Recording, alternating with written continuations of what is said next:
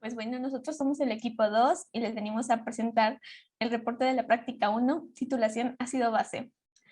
Con los integrantes Basurto Saavedra, Hassel Jocelyn, Barajas Alcaraz, Paulina Yuné.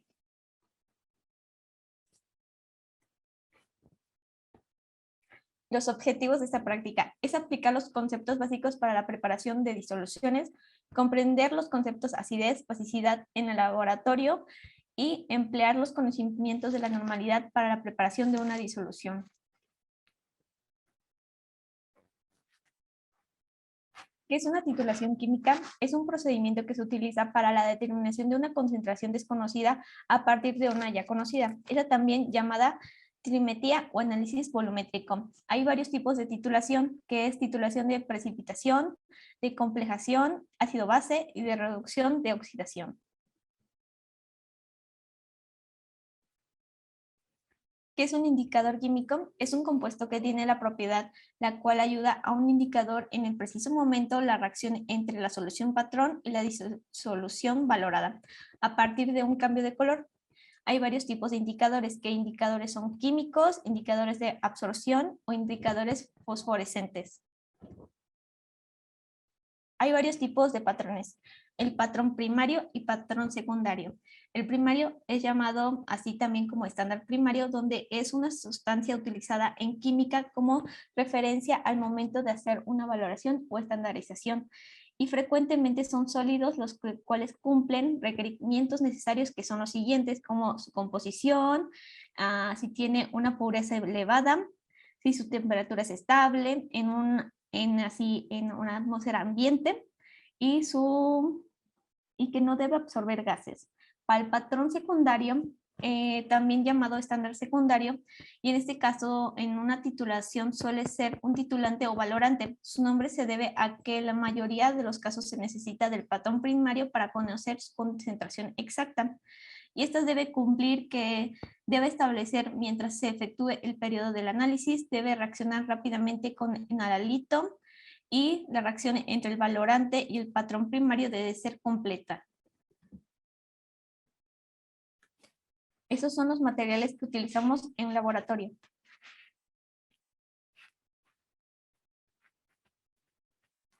En el diagrama 1 tenemos que es la normalización del ácido clorhídrico con el carbonato de sodio. En nuestro diagrama 2, que es titulación ácido-base B, es la normalización del hidróxido de sodio y el biftalato de potasio. Y en la titulación ácido-base C, tenemos la valoración de una disolución ácida problemática o problema. Y en la titulación ácido-base D, es la valoración de una disolución analítica problema.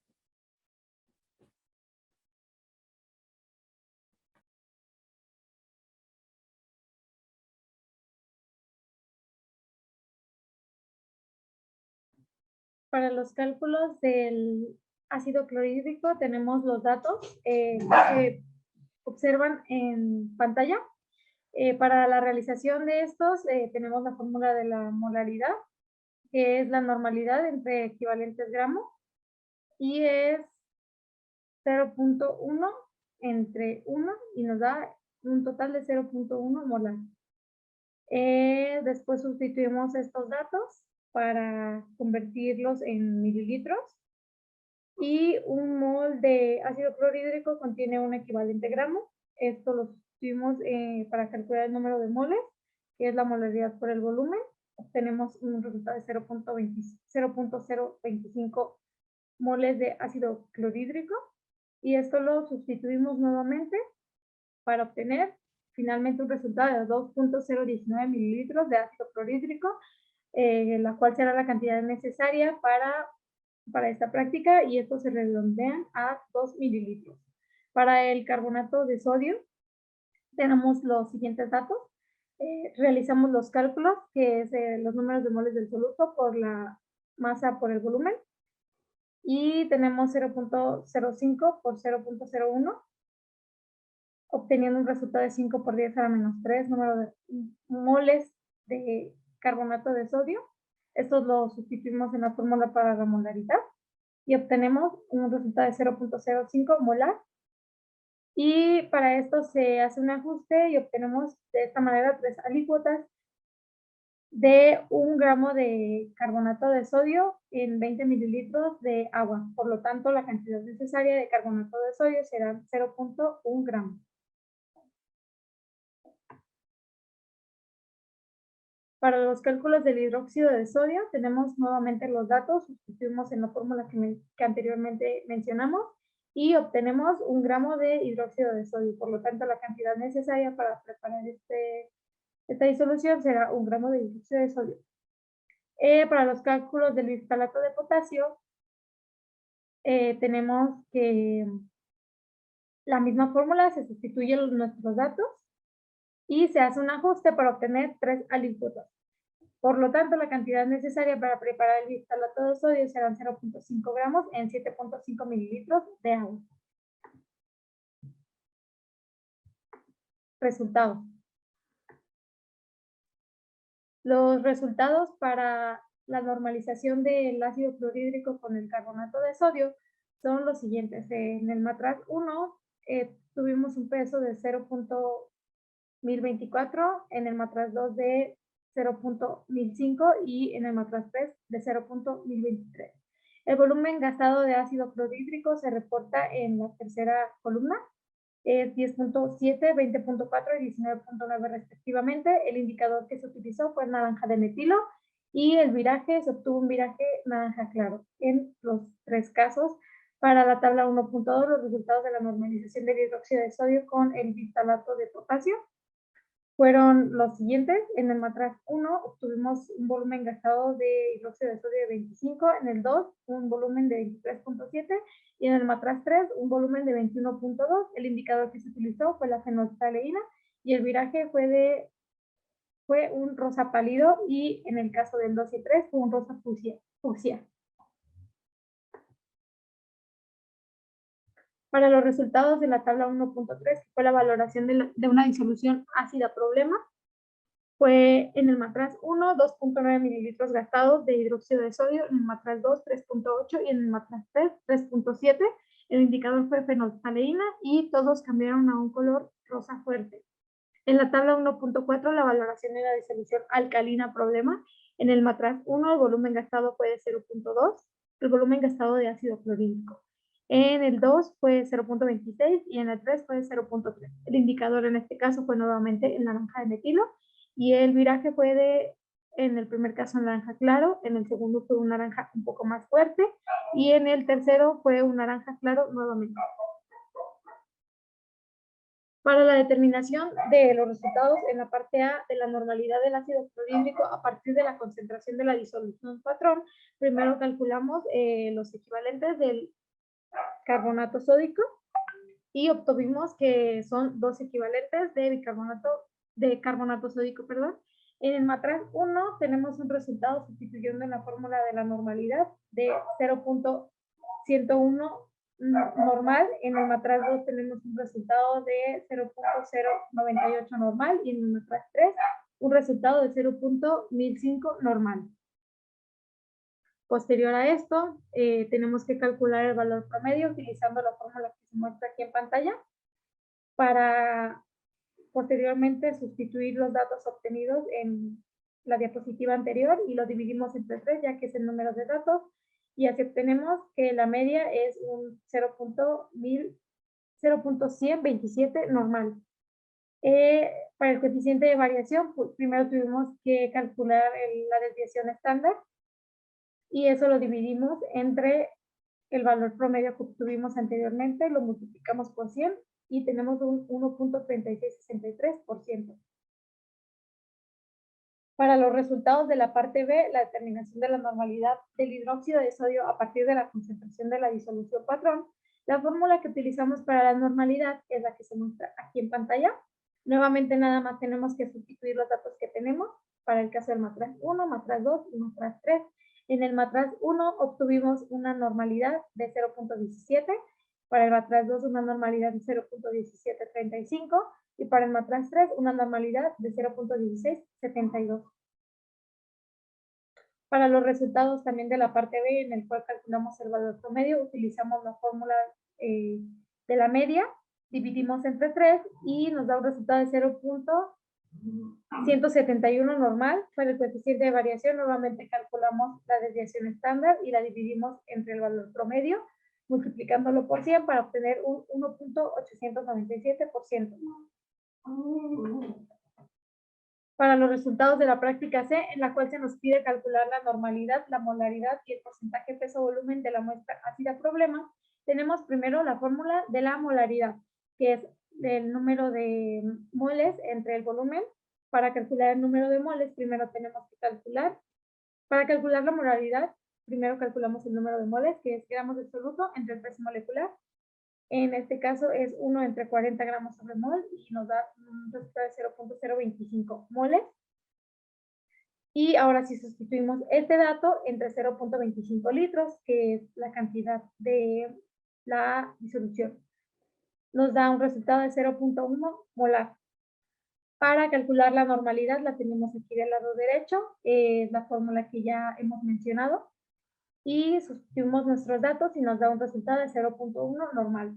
Ahora para el porcentaje peso-volumen, tenemos que la fórmula es los gramos de soluto entre los mililitros de la solución por 100 y el porcentaje de peso-volumen es de 1 gramo sobre 250 por 100. Esto nos da un resultado 0.4%. Para los resultados de la práctica D, en la cual se nos pide la normalidad de la muestra alcalina problema únicamente, tenemos la fórmula que nuevamente ya hemos mencionado, que es mililitros por el número de equivalentes, y lo dividimos entre 36.4 por 0.25. Esto nos da un resultado de 0.2197 normal.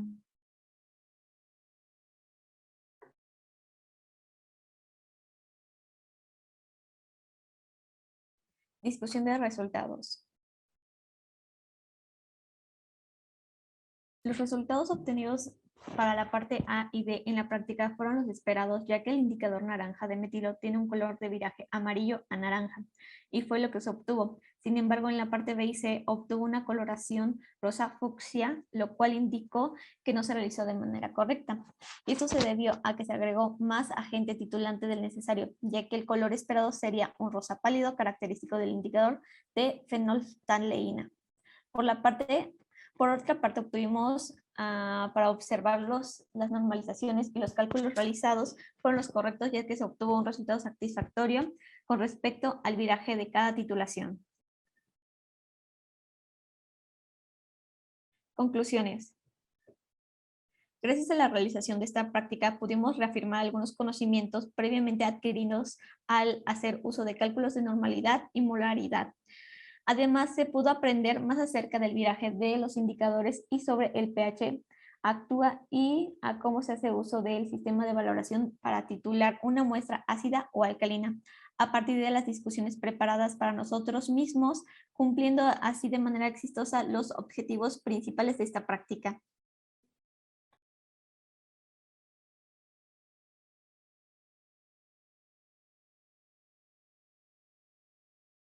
Pues bueno, nosotros les presentaremos ahora el reporte de la práctica 2, que es determinación de acidez en productos comerciales. Y somos el equipo 2, ya mencionado anteriormente, con los integrantes, que es Basurto Saavedra, Hazel Yoselin, Barajas, Alcaraz, Paulina Yune.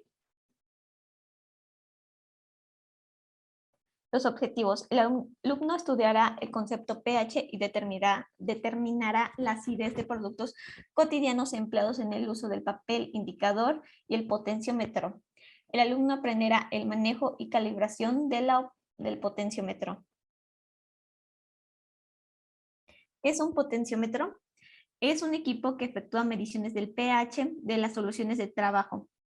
¿Qué son las tiras de pH? Son tiras de papel impregnadas con sustancia química que en función de la acidez o la basicidad de la muestra con la que toma cambia de color. Esos son los materiales y reactivos que utilizamos en medio de nuestra práctica.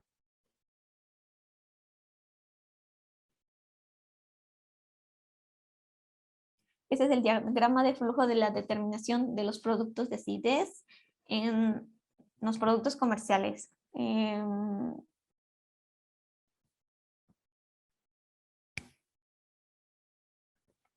Resultados. En las sustancias. A ver, la primera fue el refresco, que las tiras indicaban 3.5, el potenciómetro indicó de 3.29 de pH y los iones de hidrógeno fueron 5.12 por 10 a la 4, a la menos 4, perdón, y fue un ácido. En la muestra ácida en las tiras indicó que el pH fue de 2, el potenciómetro nos indicó que fue 1.64 y los iones de hidrógeno fueron 2.9 por 10 a la menos 2 y fue un ácido. El limón fueron las tiras, el indicador nos fue de 3, el potenciómetro 2.39 y los iones de hidrógeno fue 4 por 10 a la menos 3 y este fue un ácido también. El antiácido en las tiras indicó un pH de 6, el potenciómetro indicó 6.4 y los iones de hidrógeno fueron 1.14 por 10 a la menos 7 y también fue un ácido. En la muestra alcalina, las tiras indicaron un pH de 9, el potenciómetro fue de 9.53 y los iones fue de 2.95 por 10 a la menos 10 y este fue un alcalino. El vino, las tiras indicadoras fueron un pH de 3, el potenciómetro nos indicó de 3.11 y sus iones fueron de 7.76 por 10 a la menos 4 y también fue un ácido. Y el detergente fue en las tiras de indicador, su pH de 7, el potenciómetro 7.73 y los iones fueron de 1.86 por 10 a la menos 8 y ese fue un alcalino. Tabla 1.3, determinación de pH por volumetría. Es importante mencionar que los resultados para esta parte de la práctica fueron tomados de la práctica titulación ácido-base. Para la concentración de los iones de hidrógeno, se conoce el pH de la muestra ácida y sustituimos estos datos en la fórmula siguiente. El pH es igual a menos logaritmo de la concentración de iones de hidrógeno. Tenemos que despejar la concentración, obteniendo así que la concentración es igual a 10 a la menos pH. Como el pH del ácido muriático es 1, tenemos que la concentración es igual a 0.1. Para el promedio de la desviación estándar de los valores obtenidos de la muestra ácida, tenemos que sumar los resultados que obtuvimos por volumetría, por potenciómetro y tras las tiras indicadoras. Lo dividiremos entre 3, ya que es el número de datos, y obtenemos una media de 1.546. Para el coeficiente de variación hay que sacar primero la desviación estándar y esta la dividiremos entre la media que obtuvimos anteriormente y la multiplicaremos por 100. Entonces tenemos un resultado de 32.747%. Discusión de resultados. Los resultados obtenidos para la parte 1 y 2 de la presente práctica fueron los esperados debido a que el pH que se obtuvo tanto con el potenciómetro como con las tiras indicadoras fueron los esperados, ya que tras indagar el pH teórico de cada sustancia se hizo de nuestro conocimiento el valor esperado para cada una y al coincidir estos resultados podemos afirmar que se realizó de manera adecuada. Por otra parte, para la tercera etapa de esta práctica se tomaron los valores obtenidos de la práctica 1, en la cual la coloración no fue la esperada, ya que el rosa fuchsia representa una mala valoración, pues el color esperado es un rosa pálido característico de la fenolftaleína. Conclusión. Gracias a la realización de esta práctica pudimos aprender más acerca del cálculo del pH con el uso de distintas técnicas, lo cual nos será de gran utilidad en futuras prácticas. Además, tener el conocimiento necesario de esto nos permitió identificar el método más efectivo para la medición de pH, ya que podemos concluir que para que exista un menor error de medición se debe hacer uso del potenciómetro. Por otra parte, esta práctica nos permitió firmar conocimientos sobre el cálculo de las concentraciones, cumpliendo así los objetivos de esta práctica. Reporte de la práctica 3. Preparación de disolución amortiguadora. Somos el equipo 2, el cual está integrado por Basarto Saavedra Jacinto Serín y su servidora Barajas Alcaraz Paulina Yoné, para la materia de métodos cuantitativos. Primero, comenzaremos definiendo qué es una disolución Buffer. Bueno, es aquella que mantiene un pH casi constante cuando se le añaden pequeñas cantidades de ácido o de base. Los materiales y reactivos que necesitamos para esta práctica son los que se presentan en pantalla.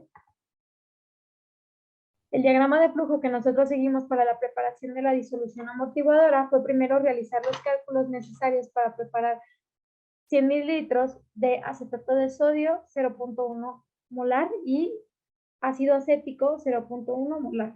En un vaso de 100 mililitros disolveremos la cantidad necesaria de acetato de sodio con 20 mililitros y evaporaremos a 100 mililitros. Mediremos una alícuota de 10 mililitros de la disolución buffer, adicionaremos diferentes cantidades de ácido clorhídrico y mediremos el pH con el potenciómetro.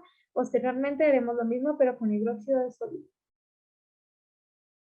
Para el cálculo de la concentración, para el cálculo de la cantidad necesaria de el ácido acético, tenemos que el peso molecular es de 60.05 gramos, la molaridad es de 0.1 y el volumen es de 0.1 litros. Y vamos a sustituir estos datos en la fórmula que se observa en pantalla, obteniendo así que serán necesarios 0.57 mililitros de ácido acético.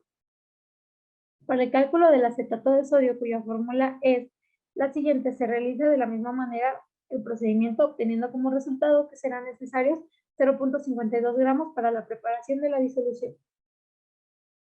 Resultados. Tabla 1.1, agregando ácido clorhídrico 0.1 normal. Bueno, aquí tenemos una representación de los valores que obtuvimos al estar agregando diferentes cantidades de ácido clorhídrico 0.1 normal que obtuvimos en la práctica 1. En el agua destilada, primero tenemos la sustancia que es agua destilada, cuyo pH inicial es de 6.4. Al agregar 20 gotas, obtuvimos que el pH final es de 2.26. Podemos observar un cambio drástico. En la disolución buffer tenemos un pH inicial de 4.5. Este se reportó como pH inicial de todas, ya que tomamos cuál era el pH antes de iniciar nuestra práctica. Bueno, antes de iniciar, agregar las gotas de ácido clorhídrico. Tras agregarle 5 gotas de ácido clorhídrico, obtuvimos un pH de 4.36. Tras agregar 10 es un pH de 4.23, al agregar 15 es 4.19 y al agregar 20 tenemos un pH de 4.15. Podemos observar que el cambio fue muy mínimo. En la tabla 2, agregando el hidróxido de sodio 0.1 normal, podemos observar nuevamente que el pH inicial de la disolución buffer es 4.5 en todos los casos, por lo que mencioné anteriormente. Para el agua destilada el pH es de 6.4 y el pH final tras agregar 20 gotas de hidróxido de sodio es de 12.23. Podemos ver que hay un gran cambio. La disolución buffer al agregar 5 gotas es de 4.37, al agregar 10 es de 4.39, al agregar 15 es de 4.42 y al agregar 20 es de 4.48. Hay un cambio muy mínimo. Discusión de resultados. Se obtuvieron los resultados esperados para esta práctica, ya que se pudo observar que al agregar cada sustancia ácida o básica en la disolución buffer, el pH iba aumentando o disminuyendo poco a poco, sin hacerlo de una manera drástica, ya que se sabe que la solución buffer sirve para mantener en equilibrio casi constante el pH de nuestro producto final. Y por otra parte, en el agua destilada se pudo apreciar un cambio de pH drástico debido a que no tenemos una solución amortiguadora que redujera ese cambio. Conclusión. Tras la realización de la presente práctica, se logró concretar que el uso de las disoluciones buffer nos es de gran utilidad dentro de un laboratorio, ya que nos ayudan a regular el pH de nuestras sustancias. Este conocimiento nos será de gran utilidad para futuras prácticas, es por ello que se puede decir que en esta práctica se cumplieron los objetivos propuestos.